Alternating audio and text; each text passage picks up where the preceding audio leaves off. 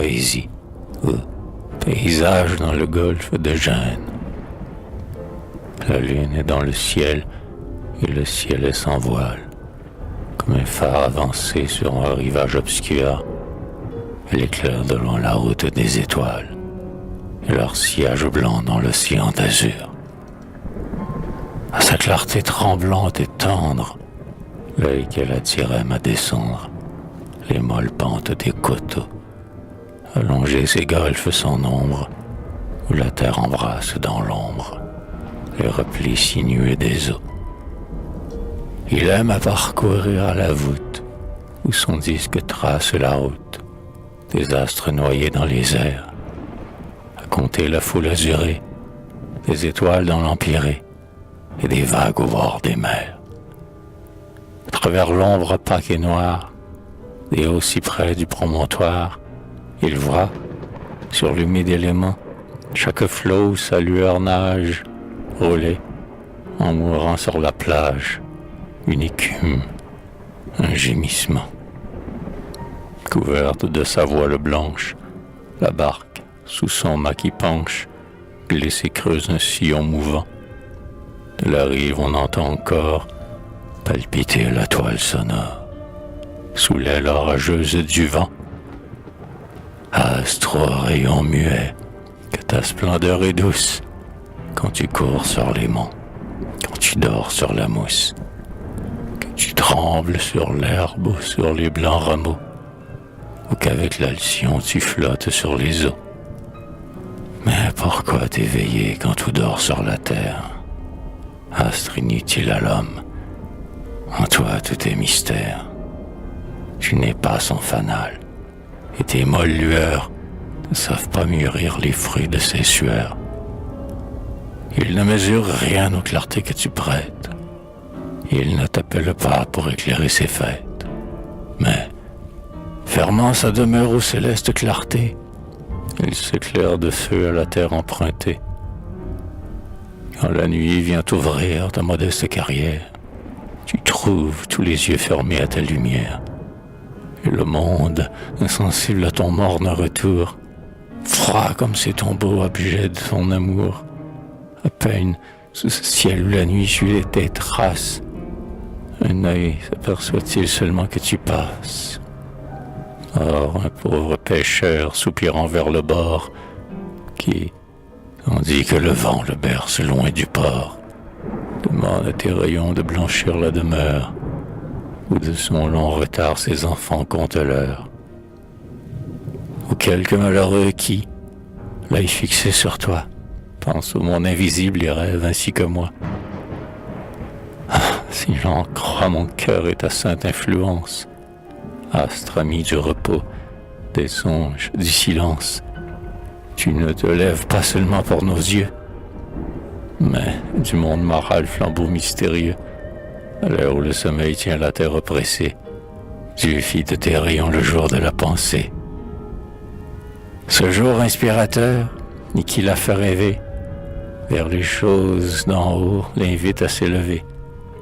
Tu lui montres de loin, dans l'azur sans limite, cet espace infini que sans cesse elle habite.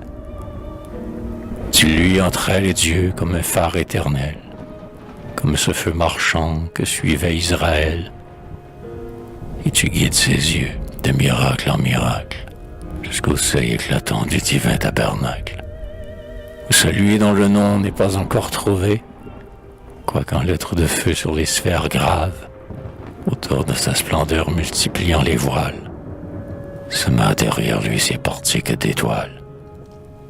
Lui donc, astre pieux, devant ton Créateur, et si tu vois celui d'où coule ta splendeur, dis-lui que, sur un point de ces globes funèbres, dont tes rayons lointains consolaient les ténèbres, un atome perdu dans son immensité murmurait dans la nuit son nom à ta clarté.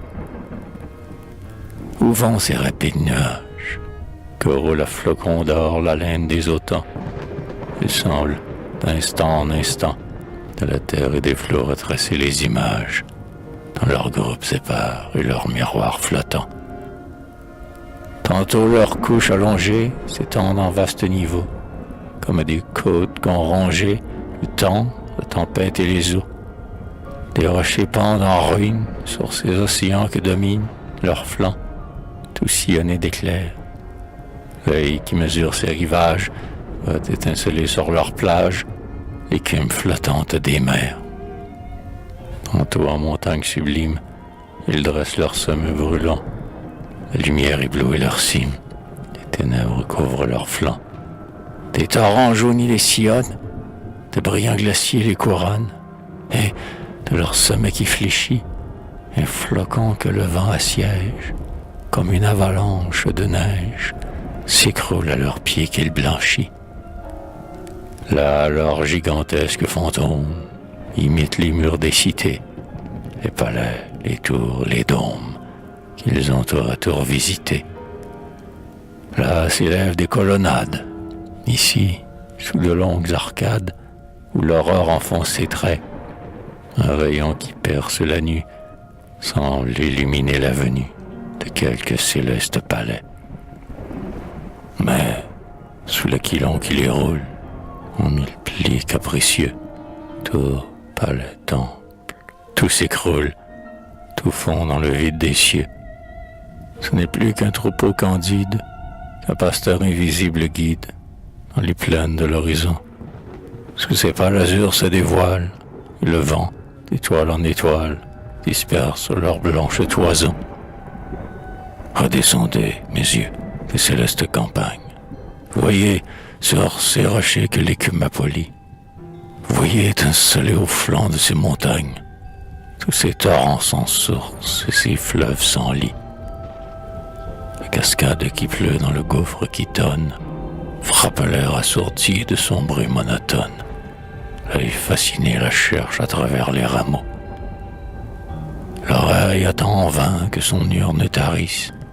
Des précipices en précipices, débordant en flots toujours nouveaux.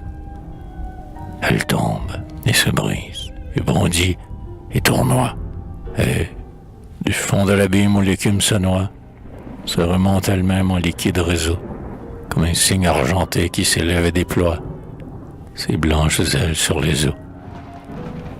Que j'aime à contempler dans cette anse écartée, la mer qui vient dormir sur la grève argentée, sans soupir et sans mouvement. Le soir retient ici son haleine expirante, de crainte de ternir la glace transparente, où se mire le firmament. Deux bras arrondis la terre qui l'embrasse, à la vague orageuse interdit cet espace, que borde un cercle de roseaux. Et d'un sable brillant une frange plus vive, y serpente partout entre l'onde et la rive, pour amollir le lit des eaux.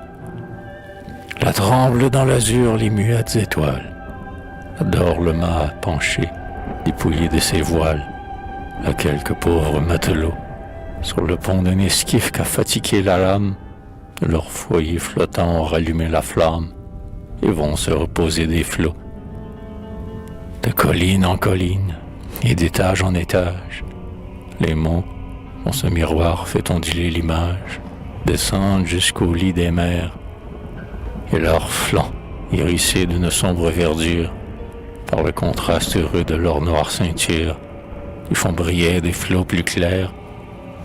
Le chêne aux bras tendus penche son tronc sur l'onde, le tortueux figuier dans la mer qui l'inonde, baigne en pliant ses lourds rameaux, et la vigne, y jetant ses guirlandes trompées, laisse pendre et flotter ses feuilles découpées, où tremblent les reflets des eaux. La lune, qui se penche au bord de la vallée, distille un jour égal, une aurore voilée, sur ce golfe silencieux. La mer n'a plus de flots, les bois plus de murmures, et la brise incertaine y flotte à l'aventure, ivre des parfums de ces lieux. Sur ce site enchanté, mon âme qui l'attire s'abat comme le cygne et s'apaise et soupire à cette image du repos. Que ne peut-elle, ô mer, sur tes bords qu'elle envie, trouver comme ta vague un golfe dans la vie, pour s'endormir avec tes flots? Mais quel bruit m'arrache à ce songe, c'est l'air infrémissant dans les tours des cités, le roulement des chars qu'un sourd écho prolonge, le marteau qui retombe à coups précipités, l'enclume qui gémit, les coursiers qui hennissent, les instruments guerriers qui tonnent ou frémissent, les pas, les cris, les chants, les murmures confus, et des vaisseaux partant les roulantes volées, et des clameurs entremêlées, des silences interrompus. L'air chargé de ces sons qui l'emportent sur l'onde, et que chaque minute étouffe et reproduit, semble, comme une mer où la tempête gronde, rouler les flots de voix et des vagues de bruit. Voilà donc le séjour d'un peuple et le murmure, ces innombrables essaims que la terre produit et dévore à mesure, de leur vaine existence, hélas, encore si vain.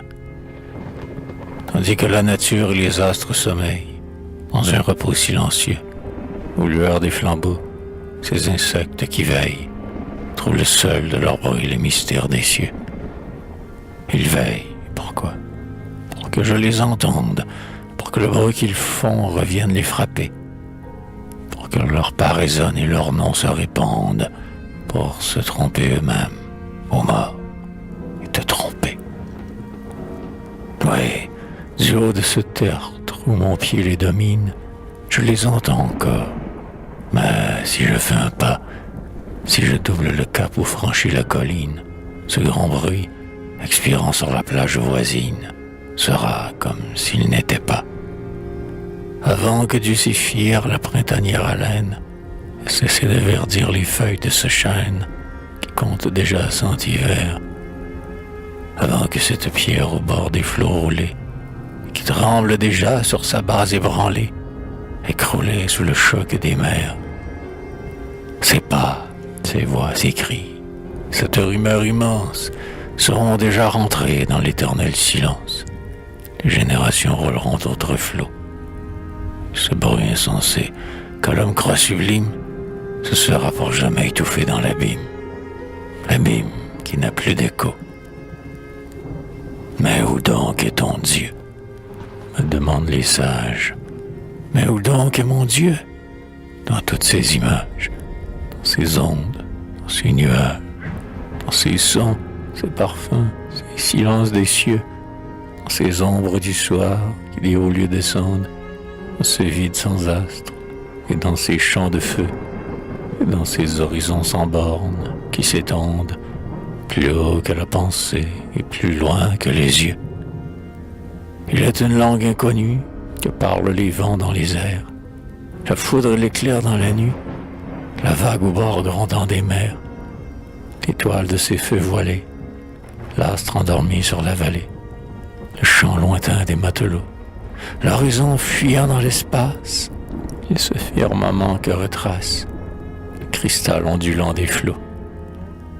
Les mers d'où s'élance l'aurore, les montagnes où meurt le jour, la neige que le matin dort, le soir qui s'éteint sur la tour, le bruit qui tombe et recommence, le cygne qui nage ou s'élance, le frémissement des cyprès, les vieux temples sur les collines, les souvenirs dans les ruines, le silence au fond des forêts, les grandes ombres que déroulent, les sommets que l'astre a quittés, les bruits majestueux qui roulent du sein orageux des cités, les reflets tremblants des étoiles, les soupirs du vent dans les voiles, la foudre et son sublime effroi, la nuit, les déserts, les orages, et dans tous ces accents sauvages, cette langue parle de toi.